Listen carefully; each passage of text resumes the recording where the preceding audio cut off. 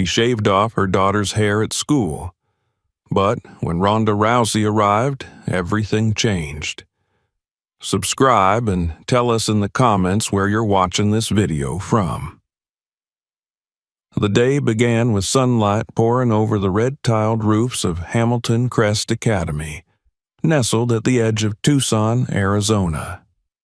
The early morning was cool for spring, with a faint breeze threading through the palm trees and basketball courts that line the side of the elite campus. Students began trickling through the school's arching gates, clad in uniforms in shades of navy and beige, their backpacks slung low, their conversations casual and sleepy. No one suspected that by midday, something would happen inside the auditorium that would spark outrage across the country. La'Akea Rousey, a quiet 14-year-old with almond-toned skin and striking hazel eyes, walked through the front gates with a confidence that didn't come from popularity, but from a quiet understanding of who she was.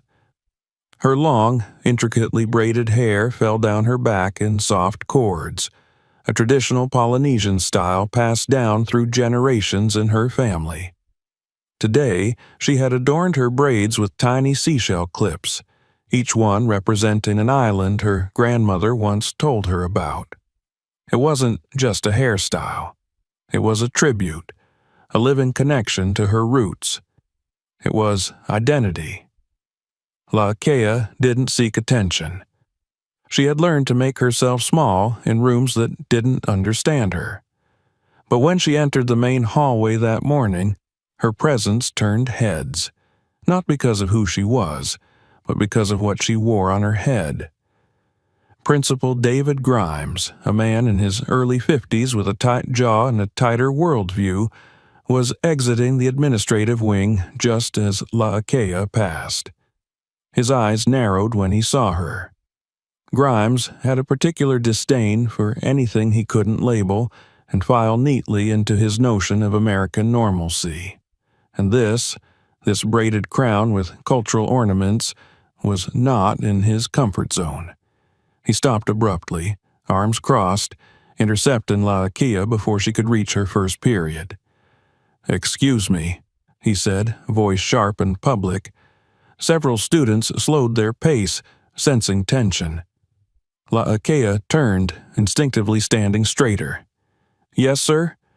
Grimes gave her a once-over that felt like an audit. "We have rules about hairstyles in this institution." She didn't look away. "It's not against the code, sir. I checked." He smiled, thin and cold. "Come with me." Word traveled fast in private schools, faster still when the student involved was already the subject of hushed hallway admiration. By second period, a buzz had spread through the student body. La'Akea Rousey was being reprimanded by the principal. Some thought it was absurd. Others, more cynical, said they saw it coming. Inside the front office, Grimes made her wait. La'Akea sat silently, fingers curled into fists in her lap. The secretary avoided eye contact. After what felt like forever, he returned. Not to release her, but to inform her she would be part of a disciplinary assembly scheduled during third period. No further details. No explanation. At 10:50 a.m., the school intercom crackled to life. "All students, please report to the auditorium immediately for an urgent assembly." Students shuffled in, puzzled, whispering among themselves. Teachers stood stiffly at the exits. At the center of the stage stood Principal Grimes, flanked by a small table with a covered box. The lights dimmed. "La'Akea Rousey, please come up," he called. A hush fell. La'Akea froze in the second row. All eyes turned. Some students looked confused. A few pulled out phones beneath their hoodies just in case. La'Akea walked slowly to the stage, her heart pounding. She knew this was about her hair. She didn't know how far it would go. Grimes turned to the crowd. "Today," he began, We confront what happens when rules are ignored and appearance takes precedence over discipline. This is not about race. It's not about culture. It is about standards. Lakea's ears buzzed. Her vision narrowed. Grimes pulled the cloth off the table. On it lay scissors and electric clippers. There was a moment, short, invisible, but seismic, when Lakea realized he wasn't bluffing. "No," she whispered, but Grimes turned toward her. "You've been warned." "I wasn't," she said, louder this time. "No one warned me." He ignored her. "Turn around." She shook her head, stepping back. "You can't do this." "I have every authority," he said, voice rising. "The school handbook clearly states—" "I read it," Lakea said. "It doesn't ban cultural hairstyles." "That's subjective." "No, it's identity." The auditorium held its breath. A teacher near the wings shifted nervously. One of the janitors started to say something but stopped. Grimes reached for the scissors. "You're making a scene," he muttered. "So are you," she said. But he had already grabbed a braid. The auditorium erupted in gasps as the scissors cut through the first lock of her hair. Then another, and another. The rhythmic snip of metal on hair echoed through the hall. Some students cried out. Others, in shock, held their phones higher. Lakea stood still, stunned, tears building but refusing to fall. Grimes wasn't done. He turned on the clippers. Lakea backed away, but a security guard blocked her path, unsure of what to do. She turned to Grimes, pleading, "Please stop." "I'm stopping the chaos," he snapped and brought the clippers to her head.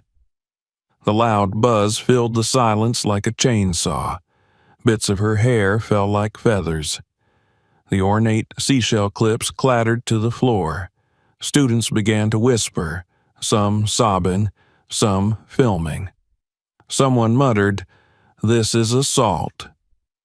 One brave freshman bolted from the auditorium and sprinted toward the school office. She didn't stop until she found a teacher she trusted, and together they made a call. But they weren't the only ones. One student uploaded the clip to Instagram. Another sent the footage directly to a number listed under emergency contact in the student registry. The name on that contact form? Ronda Jean Rousey. At 11:35 a.m., inside a gym in Los Angeles, Ronda finished her last round of sparring, her shirt soaked with sweat, her breath even. Her phone buzzed. She picked it up. One video. No caption. She pressed play. The moment she saw her daughter's face contorted in helplessness, her braids on the floor, and a man with a pair of clippers grinning smugly under stage lights, Ronda's expression didn't change. She didn't scream. She didn't pace. She walked to her locker, tossed her gloves inside, picked up her keys and said to no one in particular, "Cancel my afternoon." An hour later, the car pulled out of her driveway in Los Angeles and headed east toward Tucson.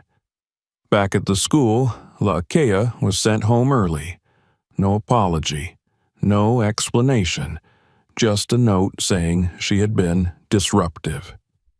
She sat in the passenger seat of a friend's car, her hoodie pulled tight over her shorn head.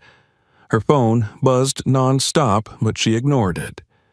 The humiliation was still raw, her scalp stinging, her heart bruised. She didn't know what would happen next, but someone else did. Ronda didn't need to ask for details. She had seen enough. The GPS said she'd arrive in Tucson by nightfall. She turned the volume down, focused on the road, and whispered only once to herself. They touched the wrong girl. The story was far from over. It was just beginning. The drive to Tucson was long, but Ronda didn't feel it. Her hands remained steady on the steering wheel, her eyes fixed on the road ahead, unblinking, unyielding.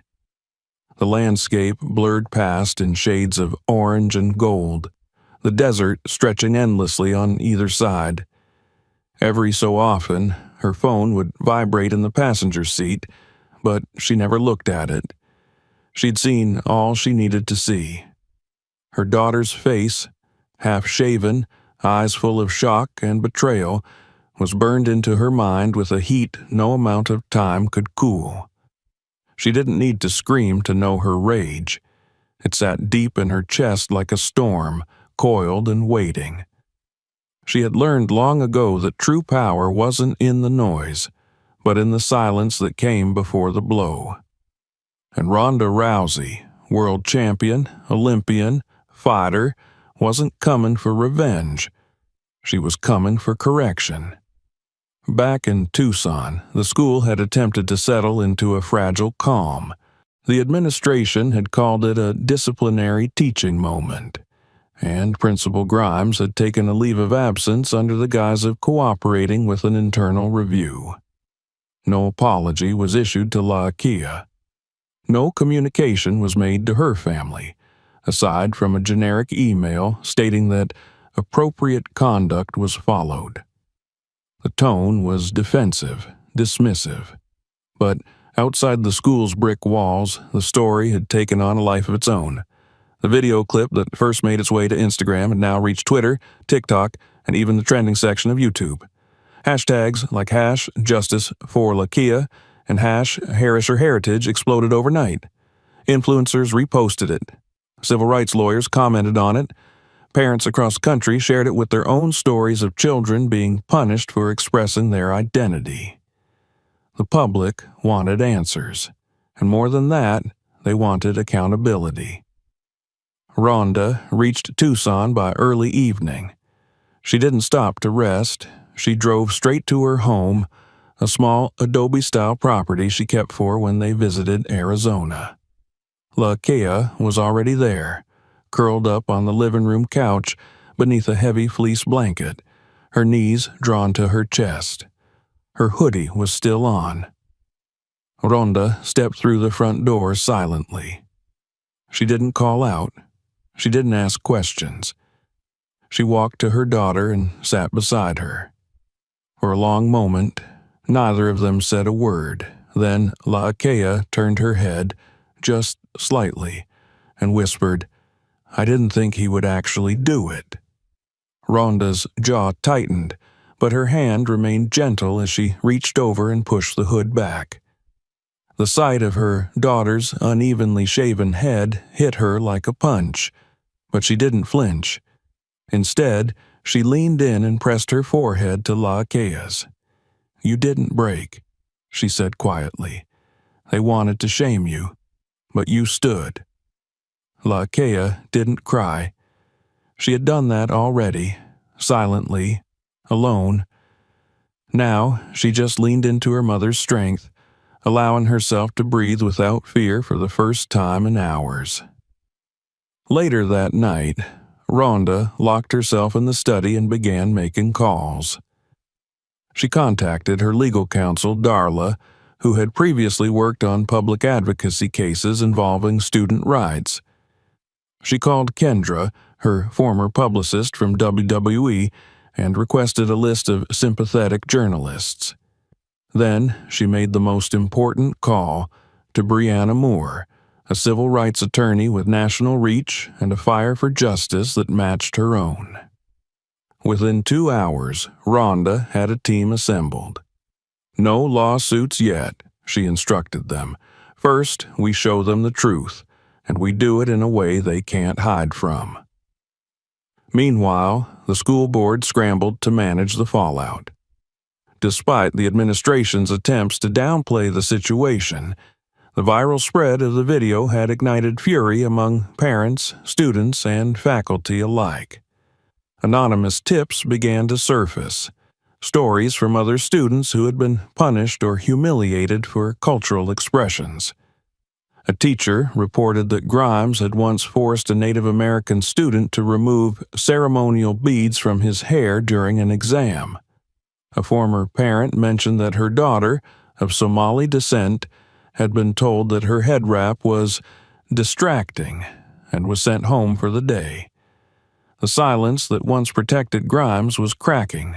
Ronda, meanwhile, crafted her first public statement. She didn't use a fancy studio or a production team. She sat in her backyard, phone propped on a table with La Kea beside her, hood off, head bare, and shoulders squared. The video was only 2 minutes long, but it changed everything. "This is my daughter, La Kea," Ronda began. "She's 14. She's strong. She's smart.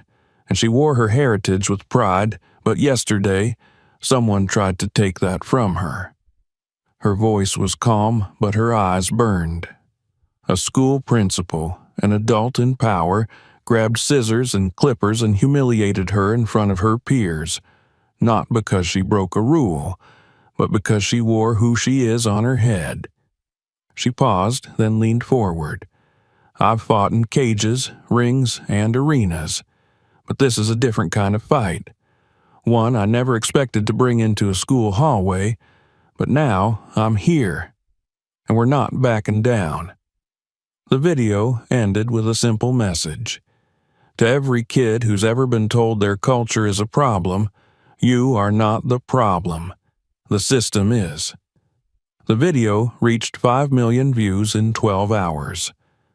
By the next morning, Ronda's phone was flooded with messages.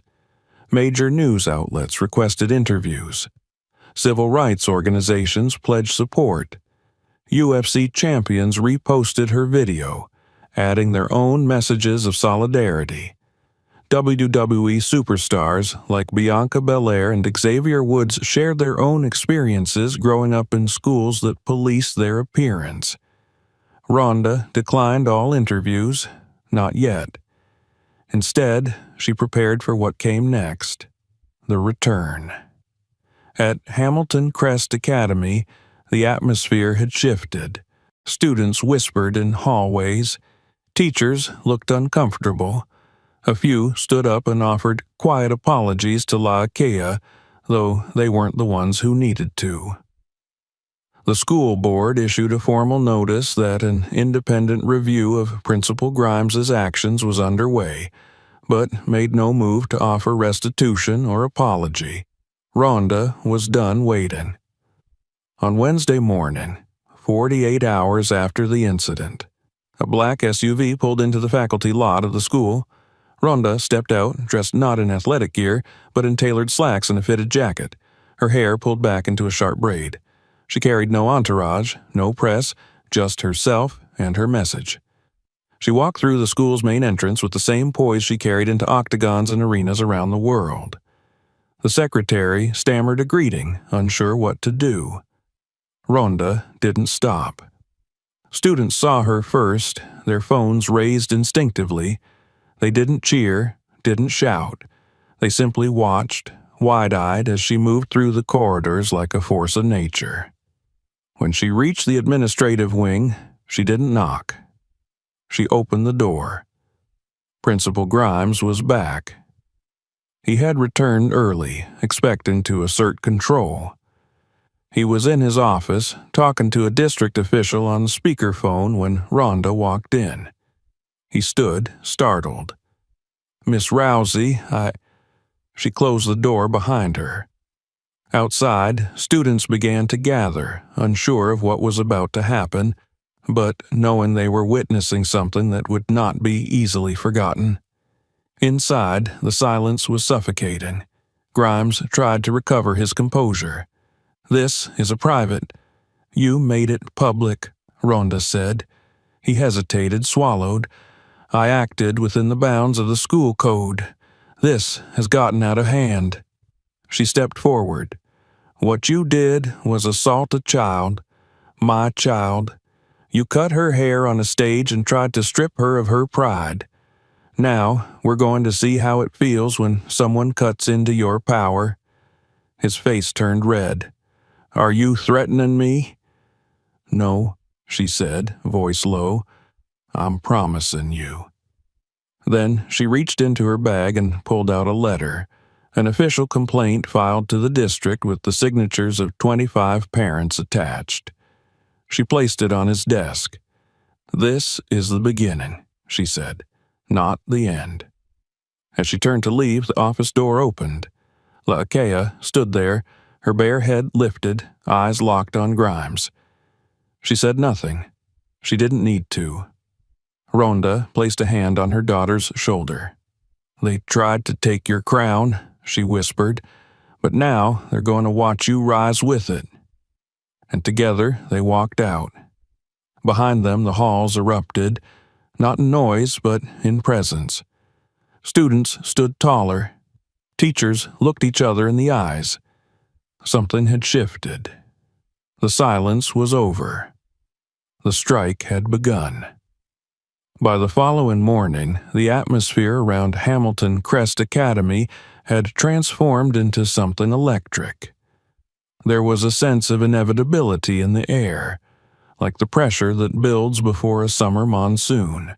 No one knew exactly what Ronda Rousey planned to do next, but everyone, from students to janitors to board officials, understood that the silence had passed.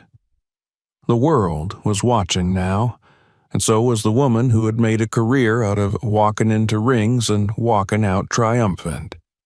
The district board had issued a statement overnight, vague and cautious, claiming that the matter was under investigation and urging the public to remain calm. Meanwhile, more students came forward, sharing their own encounters with Principal Grimes over the years. A pattern emerged: small humiliations, forced compliance, administrative overreach disguised as discipline. Laakea's story had simply been the one too cruel, too public, and too symbolic to ignore. In the early hours of that Thursday, Ronda sat quietly at the kitchen table with Laakea. The girl's shaved head no longer looked foreign or vulnerable. It looked defiant. She was dressed in her school uniform, the collar crisp, her back straight, eyes alert. Ronda pushed a warm mug of tea toward her daughter and studied her face. "You sure you want to go in today?" Laakea nodded. "I have to." Ronda accepted the answer without further comment. She wasn't the kind of mother to shelter her daughter from the world. She was the kind who would teach her how to meet it head on. And today, the world was going to meet them both. At precisely 9:45 a.m., Ronda stepped out of her SUV in the school parking lot. She wore no makeup, no designer labels, just dark jeans, a fitted blazer, and a quiet expression that communicated more threat than any shouted word could. She carried nothing in her hands. She didn't need to. What she brought with her was already enough. The front office bustled with false busyness when she entered. The receptionist stood, panic in her eyes. Ronda offered a tight smile. "Is Principal Grimes in?" "He's in a meeting." "I'll wait inside." Without permission, she opened the door to his office and stepped in. The door swung shut behind her. Grimes was seated behind his desk, attempting to appear composed. His eyes flicked up, and the practiced smirk returned to his lips. "Miss Rousey," he said, leaning back in his chair, "still determined to make this into a circus?" Ronda didn't respond immediately. She walked to the chair opposite him and sat, her hands folded in her lap. The room felt tight, the air too still. "You made it a circus," she said, "when you turned discipline into public humiliation." He chuckled, but there was an edge to it now. "Your daughter violated school standards. I applied the necessary correction." "You touched a minor," Ronda said, her voice low, "without consent. You cut her hair in front of the entire student body. You humiliated her. That's not correction. That's assault." Grimes shifted slightly in his seat. "Let's not pretend this is anything other than performative outrage. You're a celebrity. Of course you'll leverage this." "I'm a mother," she said, leaning forward. "And you're a man who hid behind policy to justify your need for control. You tried to erase my daughter's identity. Now I'm here to erase your illusion of power." Before he could respond, there was a knock on the door. A student's voice filtered in. "She's here." Grimes furrowed his brow. The door opened. La'Akea stepped into the office, her shoulders straight, eyes steady. She wore her hoodie down this time, her shorn head fully visible. She held a small object in her hand, a braided strand of her own hair, the shell clip still attached. She said nothing. She walked to her mother's side and set the braid on the desk, right in front of Grimes. He blinked. Ronda stood. "Now we're even," she said. She moved faster than he could react. In one motion, she stepped around the desk, grabbed Grimes by the collar, and pulled him to his feet. His chair shot backward and slammed into the file cabinet. Before he could protest, she turned him, precisely, expertly, and pushed him down against the desktop, holding his wrist behind his back in a clean, professional lock. Not painful, not violent, just enough pressure to make him freeze. "This is what control feels like," she said quietly. "Not force, just certainty." His breath was shallow, panicked. "You'll be arrested." Ronda leaned in close. "Try it. The cameras are already rolling." Unknown to Grimes, several students had their phones out in the hallway, pointed directly through the glass window. The scene was caught from multiple angles. Ronda wasn't hiding. She was demonstrating. She released him. He stumbled back, red-faced, humiliated. "You're going to record a statement," Ronda said, taking his phone from the desk and unlocking the camera. "You're going to tell the truth." "No," he snapped, regaining some of his bluster. Ronda tilted her head. "Then I'll tell it for you, but I guarantee you won't like how I frame it." He hesitated, then, reluctantly, he sat down and hit record. In the video, Grimes admitted to acting alone. He said La'Akea had not broken any specific rule, and that he had made a judgment call he now regretted. The words sounded hollow, but they were enough. Ronda stopped recording and sent the clip to her attorney. Outside the office, students erupted. Phones buzzed. The footage made it to Instagram within minutes. TikTok followed. Hashtags reignited. Grimes stepped out 20 minutes later into a hallway that had changed. No longer lined with quiet kids afraid to speak, it now buzzed with energy, defiance, and unity. He tried to walk with dignity, but his shoulders slumped. An emergency school board meeting was called that afternoon. Ronda didn't attend. She didn't need to. The footage spoke louder than any prepared statement. By sunset, the board released an official statement. Principal David Grimes was placed on indefinite administrative leave, pending investigation for misconduct and abuse of authority. That evening, Ronda returned home with La'Akea. They sat on the porch, watching the desert sky darken with stars. "You didn't hit him," La'Akea said. "No." "But you could have." "Yes." "Why didn't you?" Ronda smiled softly. "Because showing control is more powerful than proven force." La'Akea leaned against her shoulder. "What happens now?" "Now," Ronda said, "we build something better." And that night, while Grimes made panicked calls to his lawyer and district officials scrambled to contain the story, Ronda drafted the first outline of what would become the Rage Initiative, Rousey Against Gender and Ethnic Profiling, a nonprofit dedicated to protecting students from discrimination, empowering families, and forcing policy change across the nation. She didn't need a ring. The fight was already hers, and it was only just beginning. In the days that followed the confrontation between Ronda Rousey and Principal David Grimes, Hamilton Crest Academy became more than a school.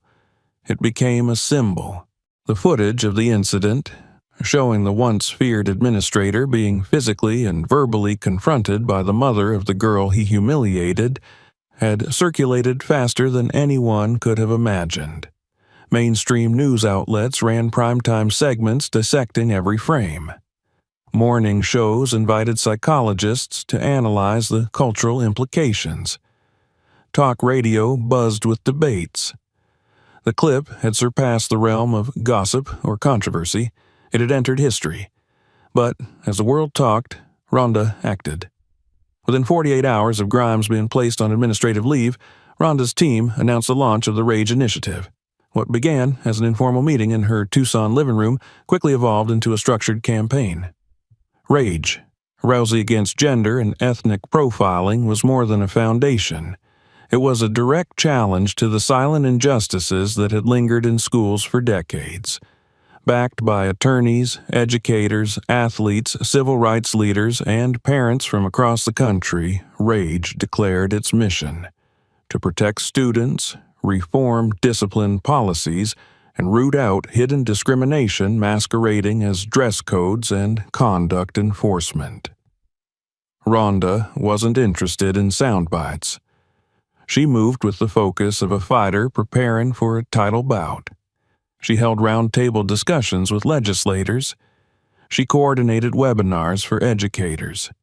She hosted live broadcasts with other parents whose children had faced similar humiliations, some far worse, many unspoken until now.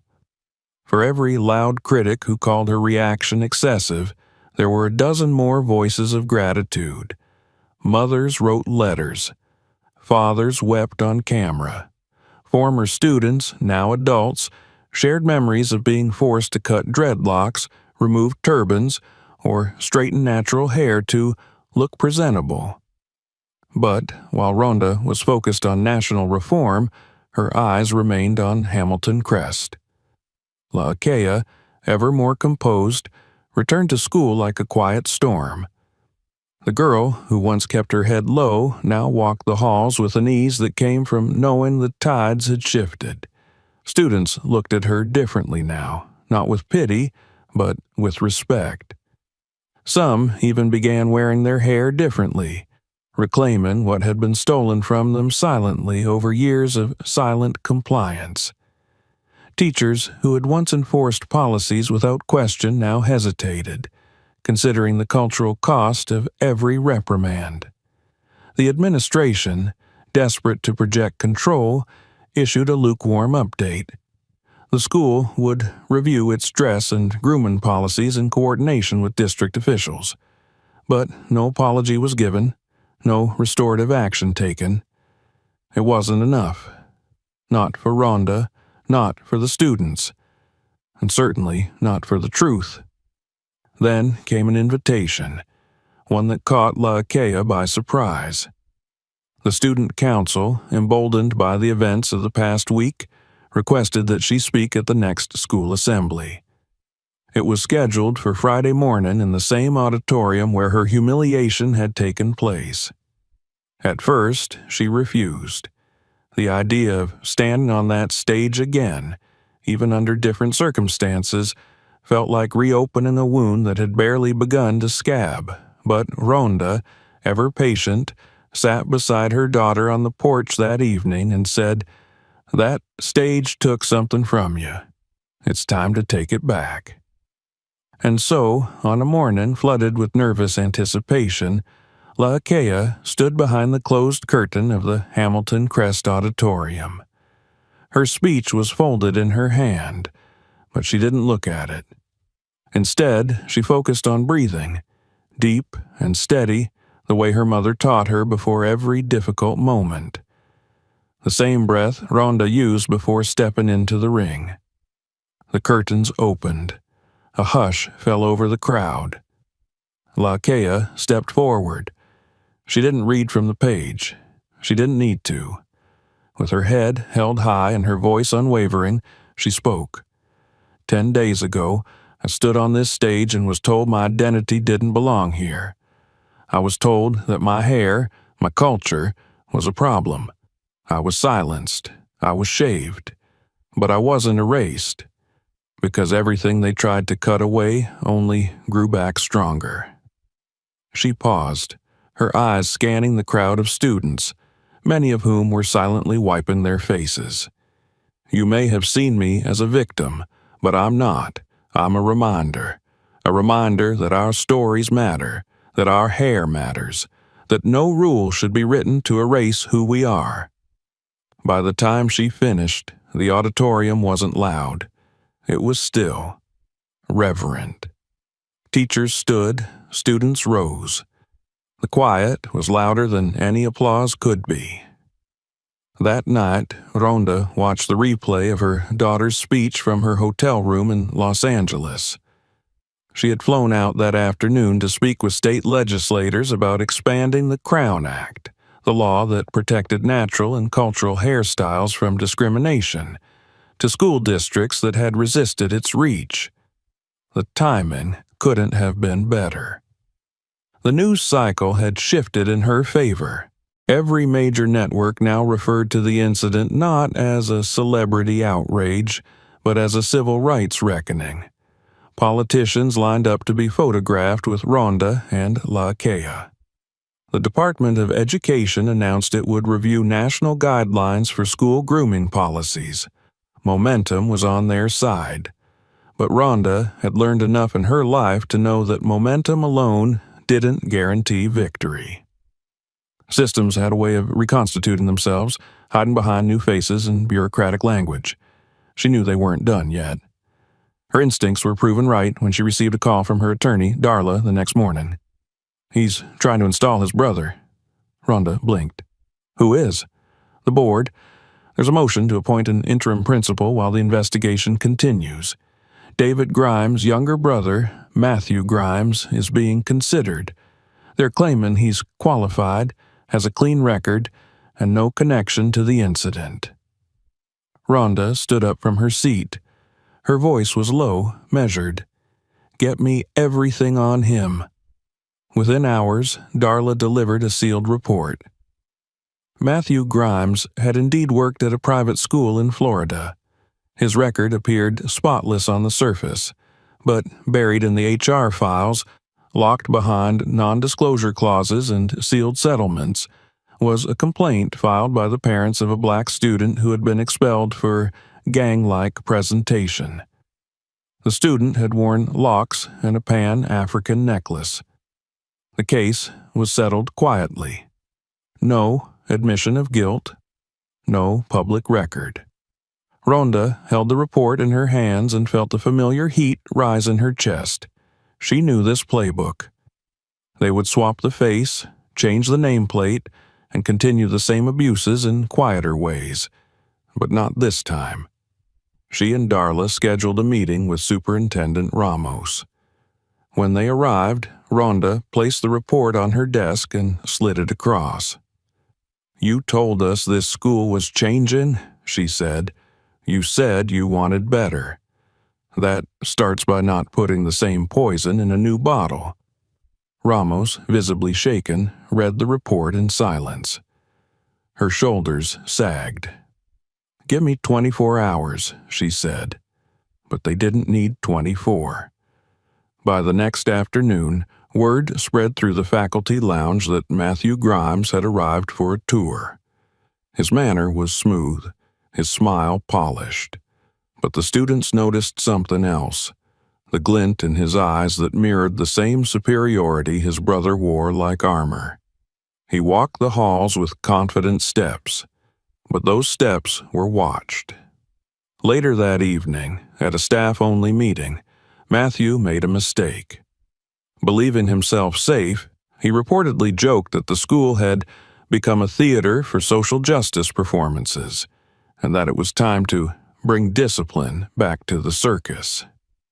His words were met with a few chuckles, then silence. One teacher, a Latina woman who had taught at the school for over 10 years, discreetly recorded the comment on her phone. The clip was only 25 seconds long, but it was enough. By morning, the video had leaked. Once again, social media caught fire. Hashtags flared anew. #Grimes2 trended by noon. Students walked out of class and held signs. One read, "One Grimes was enough." Another, You can't cut what we've already grown back. That afternoon, the school board convened a second emergency meeting. This time, Ronda was there. So was Laakea. So were the students, hundreds of them. As the board reviewed the clip and read the sealed HR complaint Ronda's team had unearthed, it became clear there was no path forward for Matthew Grimes. No amount of credentials could scrub away what he had said, or what his past had concealed. The decision came swiftly. Matthew Grimes' appointment was terminated. His file would be flagged across the district. The board, now fully aware of public scrutiny, voted to bring in a vetted interim leader approved by an external equity team. As Ronda and Laakea exited the building, the crowd outside parted to let them through. There were no cheers, no chants, just a quiet kind of triumph, the kind that lingers in the bones. They had broken the wall. Now it was time to build something better. The sun rose over Hamilton Crest Academy with a new clarity. The courtyard, once pristine and silent, was now alive with murals painted by students celebrating culture, resilience, and identity. The walls no longer felt like barriers, they felt like canvases. And yet, despite the visual transformation, the air carried the weight of something unfinished. The board had removed 2 Grimes brothers in the span of a month.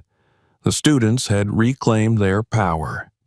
Policies were under review, and the national conversation had shifted toward the schools that for years had punished individuality in the name of order. But Ronda Rousey knew better than anyone that victory declared too soon was just an invitation for old wounds to fester. She remained vigilant. While the local victory had been powerful, she had set her sights beyond Hamilton Crest. With rage now gaining national traction, her calendar filled with meetings, speeches, and hearings. Civil rights leaders called. Educators from other districts reached out. State representatives wanted to co-sponsor what was now being drafted into formal legislation, the Laakea Amendment, a proposed bill to protect cultural expression in all public schools and penalize institutions that enforced discriminatory grooming codes under the guise of policy.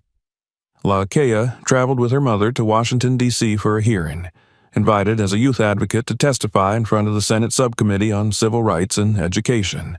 She had never been to the Capitol before. The white pillars, the echo of marble under her sneakers, the gaze of men and women in tailored suits, it all should have been overwhelming. But it wasn't. The stage had changed, but the message hadn't. She walked into the chamber with her shoulders high, her buzzed head bare and proud. The hearing room was packed. Cameras lined the back wall. Activists, reporters, and educators filled every seat. Laakea sat behind the microphone and unfolded a piece of paper with her statement, but she didn't read it. She looked up and began to speak from her heart. 3 months ago, I was made to feel small in front of an entire school, not because I broke a rule, but because I honored my heritage. I wore my grandmother's culture in my hair, and, for that, an adult in authority cut it off without my consent. He said it was about standards, but it was about power, and identity, and control. She paused, her hands still, her voice clear. I didn't come here today to shame schools. I came here because I believe they can be better. I believe students can be protected. And I believe that what happened to me should never happen to anyone else. Not ever. By the time she finished, the room had grown still, not out of silence, but reverence. A senator leaned forward, visibly moved. An educator in the second row wiped away tears. Her words, simple and firm, had cut through layers of politics and rhetoric. She wasn't asking for attention. She was commanding it. Later that evening, back at the hotel, Ronda wrapped her arms around her daughter on the balcony and looked out over the lights of D.C. They didn't talk much. They didn't have to. What needed to be said had already been shared with the world, but the world still wasn't done pushing back. 2 weeks later, a sealed envelope arrived at their Tucson home. Inside, a formal notice from a private attorney representing David Grimes. It was a lawsuit filed against Ronda, LaHakea, and the Rage Initiative, alleging defamation, emotional distress, and abuse of celebrity status. The claim argued that Ronda had used her public platform to destroy a man's career and reputation for personal gain, and that LaHakea had intentionally provoked discipline to initiate a media frenzy. Ronda didn't yell. She didn't pace. She read the papers, placed them on the kitchen table, and picked up the phone. "Darla," she said calmly, "he wants a war. Let's give him a lesson instead." But Darla was already ahead of her. "We have 3 choices. We can litigate, we can settle, or we can shut it down before it ever breathes." Ronda smiled faintly. "I like door number 3. A private mediation meeting was scheduled in Las Vegas. No cameras, no reporters, just 2 men and 2 lawyers. Grimes arrived looking thinner, worn, and far from the man who had once ruled a school auditorium with unchecked arrogance. He didn't speak at first. He just stared at Ronda, the fury simmering behind his eyes. "You ruined me," he finally spat. "You turned me into a monster." "You did that yourself," Ronda replied. "I just made sure everyone saw it." He shifted uncomfortably in his seat, his lawyer placing a hand on his arm. "You think you're a hero?" he snapped. "You think that speech changes anything? You're not above the law." "No," she said calmly. "I'm inside it now, and I brought a flashlight." She reached into her briefcase and slid a thick folder across the table. Inside were printouts of internal emails between Grimes and faculty, some recovered by whistleblowers, others leaked by former colleagues. There were racist remarks, instructions to discourage hairstyles that suggest nonconformity, photos of students targeted unfairly, testimonies, signed affidavits, recordings. "You sue me," Ronda said, her voice low, "and I release this, not just to your board, but to every school in this country, every district, every parent who ever trusted someone like you to educate their child." Grimes stared at the folder. For a moment, he looked like he might argue. Then his shoulders slumped. The lawsuit was dropped that afternoon, but Ronda didn't stop. She understood now that the fight was not just for her daughter. It was for every child who had ever been told to change who they were to be accepted. The Rage Initiative expanded its reach. Schools in 6 states implemented new dress code policies drafted in partnership with her team. Workshops for teachers on cultural literacy became mandatory. A national summit was scheduled, and the keynote speaker was named LaHakea. Back at Hamilton Crest, a new principal was appointed. Denise Carter, a black woman with 30 years in education reform, took the helm. Her first act, creating a student-led equity council to ensure that the voices of those most affected by school policy were heard. Her second act, commissioning a mural at the entrance of the school, painted by the students themselves. It showed a girl with a shaved head standing in the middle of a circle of students of every race, every gender, every culture. Above her were the words, "Our voices are not violations." They titled it Aria. On the day of the mural's unveiling, the auditorium was packed. Teachers, parents, students, and even reporters gathered. LaHakea stepped onto the stage once more, not to protest, but to inspire. "You know who I am," she said, her voice stronger than it had ever been. "But this isn't about me anymore. It's about the next kid who walks into this school with braids or beads or scars or silence and wonders if they belong. I didn't start this to go viral. I started this because someone took my hair and gave me something louder. She touched the microphone gently, then stepped back. The applause was thunderous, but she didn't smile for the cameras. She smiled at her mother, sitting in the back row with tears in her eyes and pride in her chest. Later that night, a call came from Washington. La'Akea had been named Youth Advocate of the Year by the National Education Alliance. Her name would appear in the official documentation of the La'Akea Amendment as it was submitted for a vote in 6 states. The voice they had tried to silence was now shaping policy. On the back porch that night, under a sky full of stars, La'Akea leaned her head on Ronda's shoulder. "Do you think it's over now?" she asked softly. Ronda smiled, brushing a hand over her daughter's head.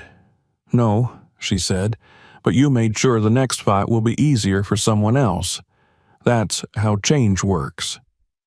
The stars didn't blink. They simply burned, and so did she. If this story moved you, don't forget to subscribe for more.